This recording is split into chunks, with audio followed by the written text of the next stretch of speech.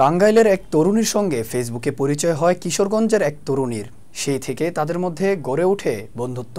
নিয়মিত যোগাযোগের মাধ্যমে সেই বন্ধুত্ব রূপ নেয় গভীর এক সম্পর্কের। এবার সেই বান্ধবীকে বিয়ে করতে টাঙ্গাইলে চলে এলো কিশোরগঞ্জের কাটিয়াদি উপজেলার ওই তরুণী। রোববার 21 এপ্রিল রাত 11টার দিকে গোপালপুরের হাসপাতাল সংলগ্ন নন্দনপুর স্টেডিয়াম সংলগ্ন এলাকায় এই ঘটনা ঘটে। এ নিয়ে এলাকা জুড়ে সৃষ্টি হয় চাঞ্চল্যের।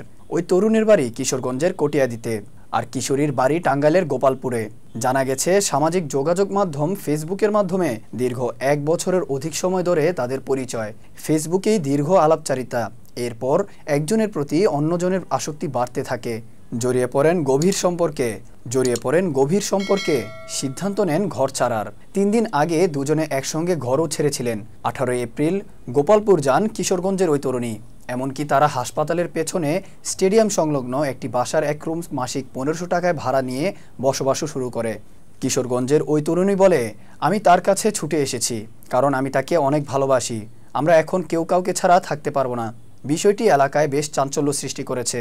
জানাজানি হলে পুলিশকে অবগত করা হয়। পরে গোপালপুর থানা পুলিশ 2 মেয়েকে নিয়ে পুলিশ হেফাজতে রাখে। পরবর্তীতে তাদের টাঙ্গাইল জেলা জজ কোর্টে পাঠানো হয়।